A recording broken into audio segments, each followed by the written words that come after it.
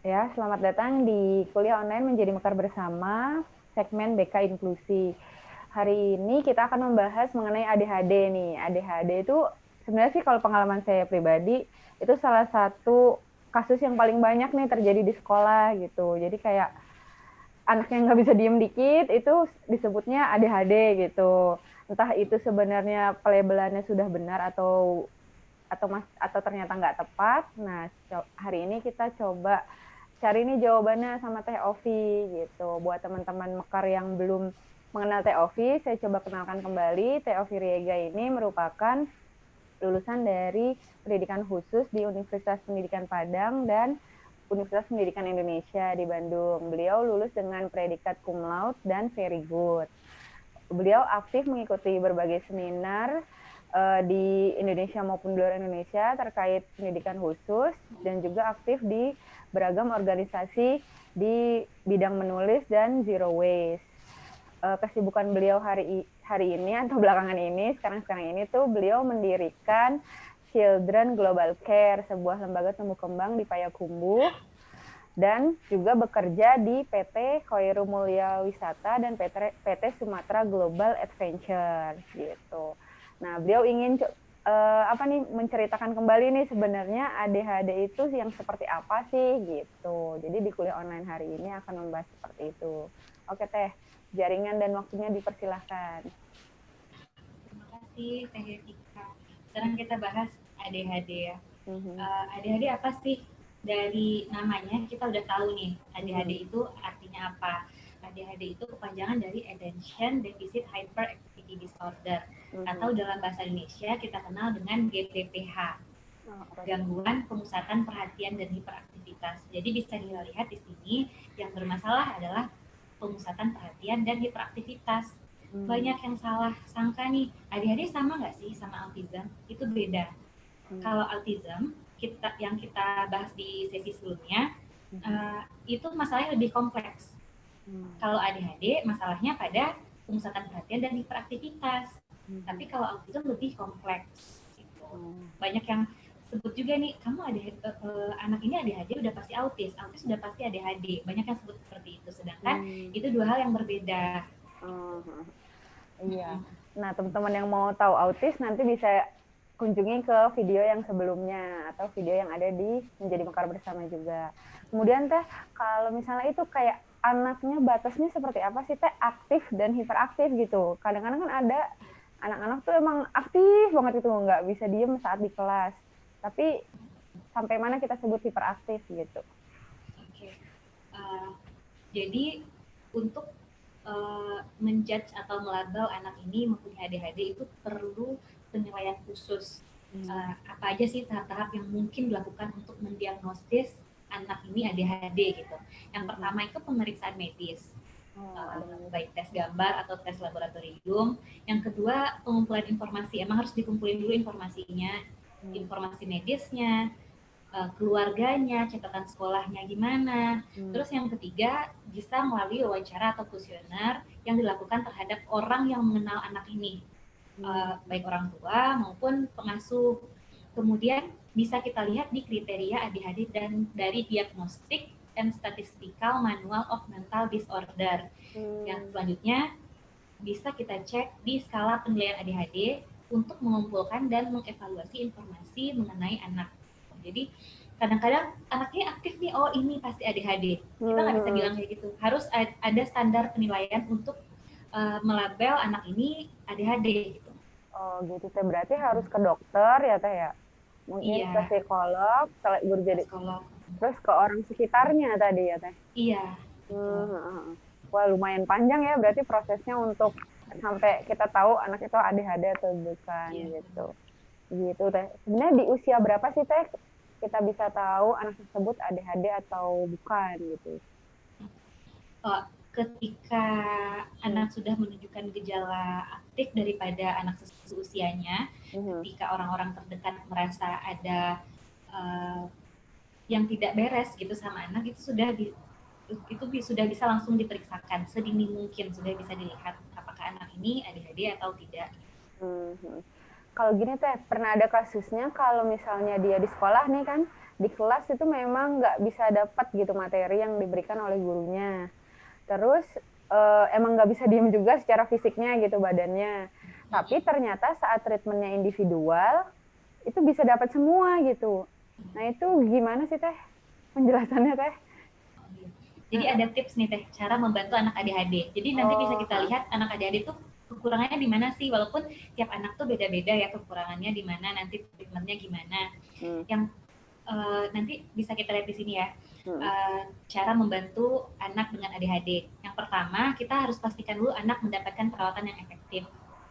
Karena ADHD itu tidak bisa sembuh hanya dengan obat-obatan aja. Butuh terapi dari psikolog, dari dokter anak, dari tim tumbuh kembang gitu. Dan dukungan dari keluarga dan sekolah tentunya. Yang kedua, kita sebagai guru, orang tua jangan terlalu kritis pada anak. Misalnya paksa anak, kamu harus lebih keras belajarnya, kamu harus dapat nilai segini.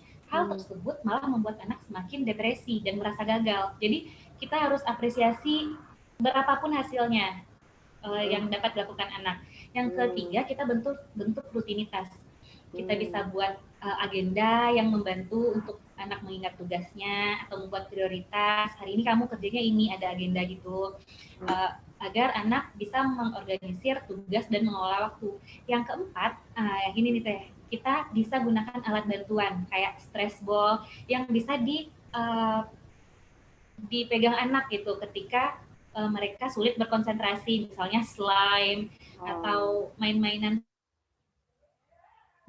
squishy, dan bisa disimpan di meja. Kadang-kadang banyak nih, waktu saya sekolah juga saya merasakan ketika kita stres, misalnya saat ujian, ada tiap orang berbeda-beda ya Teh, kan ada yang suka gini pena ya, dan kalau guru yang tidak tahu, kamu berhenti, kamu jangan itu meribut misalnya gitu kan.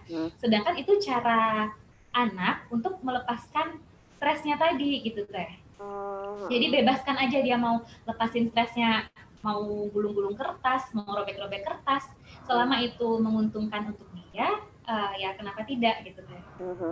Oh, asalkan tidak mengganggu temannya juga gitu ya Teh ya. Iya, betul. Jadi untuk dia sendiri gitu. Nah Teh, kalau untuk di sekolah inklusi gitu Teh, perlukah guru tambahan atau guru pendamping? Selama mereka tidak mengganggu, bisa mengikuti pelajaran, kemampuan sosialnya baik, saya rasa tidak perlu untuk anak ada GPK di kelas. Oh baik Teh. Namun Teh, kalau misalnya nih Teh, akhirnya gurunya mengalami kesulitan nih Teh, pastinya lagi ya, tadi kan udah tips-tips dari Teteh udah dilakuin semua gitu, dan akhirnya kayak ada titik, karena pengalaman saya itu yang murid akhirnya apa ya, yang individual learningnya ternyata bisa lebih optimal, nah itu dikeluarin dari sekolah Teh kasusnya. Jadi sekolahnya itu merasa tidak mampu menangani anak tersebut. Sebenarnya mungkin bisa dilihat apa gitu. Iya, mungkin bisa dilihat lagi Teh, apakah hal yang membuat anak tidak fokus di kelas, apakah jumlah murid yang terlalu banyak, atau mungkin ruangan kelas itu bisa membuat anak stres mungkin karena cahayanya kurang, atau terlalu banyak mungkin gantungan di kelas yang membuat anak tidak fokus. Harus dicari lagi Teh permasalahannya di mana yang membuat anak jadi tidak optimal pembelajaran di kelasnya gitu Teh. Oh, berarti memang gitu ya. Jadi jangan. Apakah ada teman mungkin yang dia takuti atau tidak nyaman dengan teman tersebut gitu? Oh, berarti banyak banget faktornya ya Teh ya. Banyak. Mungkin ya itu ya, sekolah terutama hal ini guru memang harus ya itu ya aware gitu ya Teh sama kebutuhannya dia gitu. Oke Teh. Nah Teh, ada cerita nggak sih Teh tentang anak ADHD nih yang sukses gitu Teh? Saya yakin ya banyak banget sebenarnya anak ADHD ya, tapi kita tidak tahu dulunya mereka ini mengidap ADHD.